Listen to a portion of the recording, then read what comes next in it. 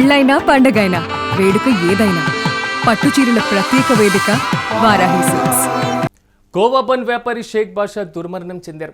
గురువారం గుండెపోటుతో మరణించారు షేక్ బాషా. నంద్యాల జిల్లా ఆత్మకూరులో కోవా తయారీ కేంద్రాన్ని నిర్వహిస్తున్నారు ఆయన. అయితే ఇటీవలే కోవా బన్ వివాదంలో నిలిచిపోయినటువంటి నేపథ్యంలో ఒక్కసారిగా మానసిక వేదనకు మానసిక క్షోభకు గురయ్యారు షేక్ బాషా. అప్పులు ఎలా తీర్చాలో తెలియక మానసికమైనటువంటి వేదనకు గురై ఒక్కసారిగా గుండెపోటుకు గురవ్వడం జరిగింది. హాస్పిటల్కి కుటుంబ సభ్యులు తరలించేలోపే మృతి చెందారు. ఇటీవలే మేడారం జాతరలో కోవా బన్ను వివాదం కొంతవరకు ప్రకంపనలు రేపినటువంటి పరిస్థితి మనందరికీ తెలిసిందే. కోవా బన్ను పైన అనేక మందికి అనుమానాలు కూడా వ్యక్తమైనవి. ఆ మేడారం జాతర జరిగినటువంటి వేదికగా ఉత్పన్నమైనటువంటి ఆ చర్చలు. ఇలాంటి నేపథ్యంలో కోవా బన్ను వ్యాపారం నిలిచిపోయినటువంటి నేపథ్యంలో ఒక్కసారిగా మానసిక వేదనకు గురైనటువంటి షేక్ బాషా అనేటువంటి ఒక తయారీ కేంద్రాన్ని నిర్వహిస్తున్నటువంటి వ్యక్తి గుండెపోటుతో మృతి చెందడం మాత్రం ఒక్కసారిగా విషాదంలో ఉన్నారు కోవా బన్ తయారు చేసేటువంటి వ్యక్తులు. అయితే మొన్న జరిగినటువంటి ఈ చర్చల వల్ల వ్యాపారంలో లాస్ని పక్కన పెట్టేస్తే అసలు వ్యాపారమే ముందుకు జరిగినటువంటి పరిస్థితుల వరకు కూడా పరిణామాలు వచ్చినటువంటి పరిస్థితి. ఈ నేపథ్యంలో వరుసగా ఇలాగా వివాదాస్పదం అవ్వడం ఇప్పుడు విషాదాన్ని మిగిల్చడం మాత్రం కొంతవరకు ఆవేదన కలిగిస్తుంది. పాలక వ్యాపారం చేస్తాము. భాష అని మా ఫ్రెండ్ పాలక వ్యాపారం 15 సంవత్సరాలు 20 సంవత్సరాల నుంచి చేస్తున్నాడు. అతని కింద ఒక 200 కుటుంబాలు బతుకుతున్నాయి. ఇప్పుడు జరిగిన మేడారం జాతరలో ఈ కోవా బన్ గురించి బ్యాడ్ న్యూస్ రావడం వల్ల అతను 20-30 బండ్లు ఆగడం జరిగింది. దాంతో మనసానికి గురై అదే హాస్టల్కి వచ్చి అతను భయపడి కత్తులు కట్టలేని భయంతో చనిపోవడం జరిగింది. రాష్ట్ర ప్రభుత్వం కానీ కేంద్ర ప్రభుత్వం కానీ మా పైన సరైన న్యాయం చేస్తారని వాళ్ళపైన కఠిన చర్యలు తీసుకుంటారని భావిస్తున్నాం. కర్నూలు జిల్లా నంద్యాల జిల్లా ఆత్మకూరు గ్రామం. నేను కోవా బన్ వ్యాపారస్తున్నాను. అలాగే మా బావమరిది భాష అని కోవా బన్ వ్యాపారం చేస్తాడు. మా బావమరిది అతని పెద్ద సమస్య అతనికి ఏమైందంటే ఈ వ్యాపారం జరగ బండ్లల్లో ఇంటికాడ నిలవడం. మేడారం జాతరలో ఇష్యూ జరిగింది. ఇష్యూ జరగడం వల్ల బండ్లల్లో ఇంటికాడ ఆగితే వాడు గుండెవల్లి ఇది అయినాడు. అప్పటి నుంచి గుండెవల్లి ఇది అయినాడు, చనిపోయినాడు.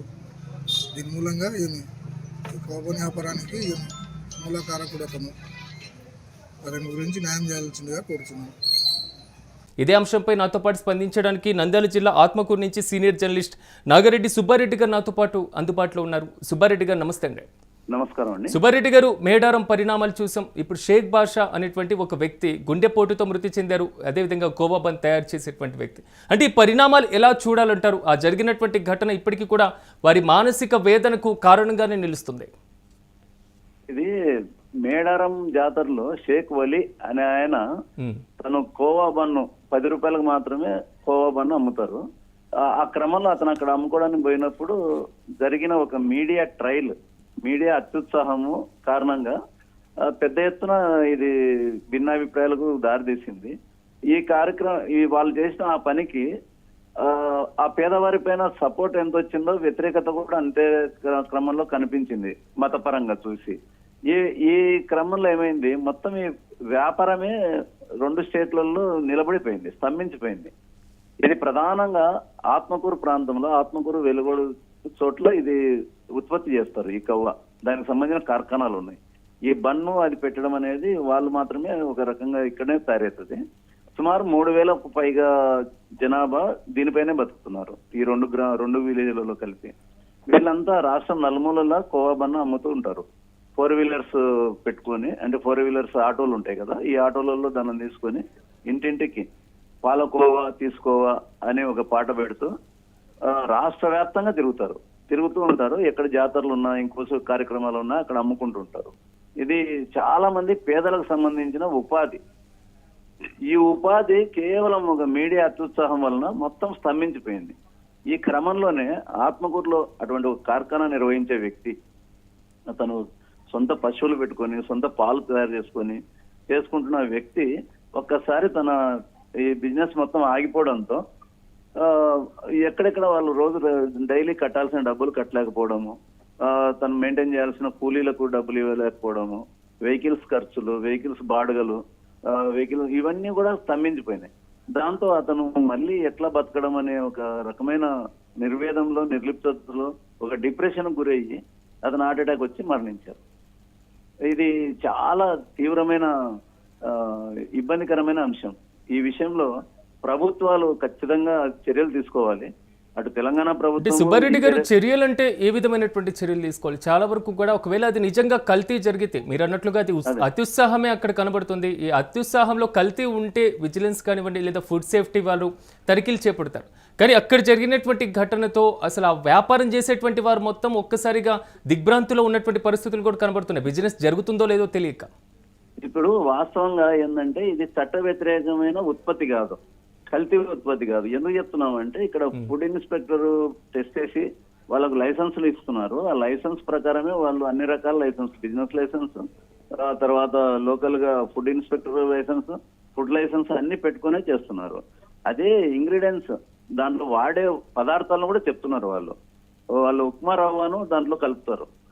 ఈ పాలల్లో స్వచ్ఛంగా వచ్చే కోవా వేరు, కోవా శాతము దానికి సరిపడా మరి ఈ రవ్వ కలపడం అనేది ఒకటి ఉంది. ఆ రవ్వ కలపడం అనేది కల్తీ కాదు, అది కూడా ఫుడ్ ఇదే కదా, ఆహార పదార్థమే.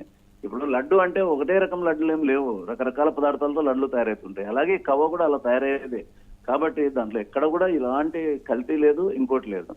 కాబట్టి అనవసరంగా కొంతమంది పరోక్షమైన ఉపాధికి, ప్రత్యక్ష ఉపాధికి దెబ్బ కొట్టినటువంటి ఈ మీడియా సుబ్బారెడ్డి గారు ఆ జరిగినటువంటి వివాదం, ఎందుకంటే ఇప్పుడు ఒక నష్టానికి అది కారణమైంది కాబట్టి మేడారంలో జరిగినటువంటి వివాదానికి సంబంధించి అతను ఆ కోవా బన్ను తిన్నారు, వారి పిల్లలకి తినిపించారు, కొంతమంది నేతలు కూడా తిన్నటువంటి పరిస్థితులు కూడా మనం చూసాం.